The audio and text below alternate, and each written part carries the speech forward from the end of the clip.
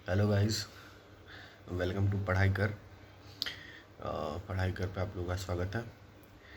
और जैसा कि आप लोग जान ही रहे होंगे कि लेखपाल का पेपर लीक हो गया है, तो उसी विषय पे थोड़ा कुछ देर चर्चा कर लेते हैं कि क्या हो रहा है और क्या हो सकता है। ठीक है। और हम लोग जैसे यूपीएसआई में सेलेक्टेड है और परसेंटाइल हमारा पेट में भी अच्छा है, तो थोड़ा सा तो आइडिया है कि यूपीएसआई का वो जो कोर्ट केस देख रहे हैं तो उस हिसाब से होने क्या वाला है लेखपाल में। तो देखिए, जैसा कि एसटीएफ ने अब तक 23 लोगों को पकड़ा है, जिसमें 4 लोग बनारस से पकड़े गए हैं। ठीक है।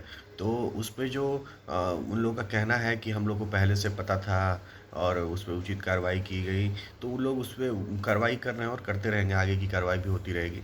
लेकिन जो मेन मुद्दा ये है कि क्या पेपर लीक हुआ है, तो क्या इस स्तर पे धांधली हुई है कि पेपर रद्द होना चाहिए। तो देखिए, ये निर्धारित करने वाले ना कोई यूट्यूबर होते हैं, ना हम होते हैं, ना आप होते हैं। ठीक है।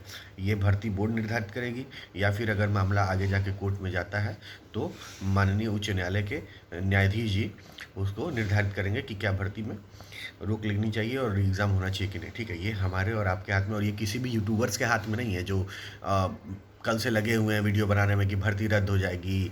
और ये कुछ लोग हैं 7 जिलों में भर्ती रद्द हो गई। अरे भाई, ऐसे क्या होता है 7 जिलों में भर्ती रद्द हो गई है? कुछ भी बोलते हो आके, 7 जिलों में भर्ती रद्द हो गई।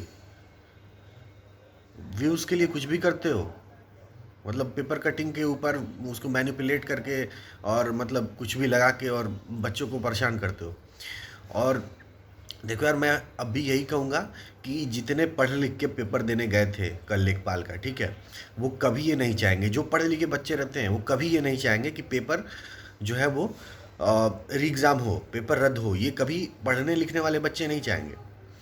और जो मतलब कहीं ना कहीं पढ़ाई से वंचित रह गए थे, या फिर जिन लोगों को एक और मौका चाहिए, वो कहीं ना कहीं री एग्ज़ाम और इसका डिमांड करते हैं। वो हर एग्ज़ाम का होता है, कोई लेखपाल की बात नहीं है। ठीक है।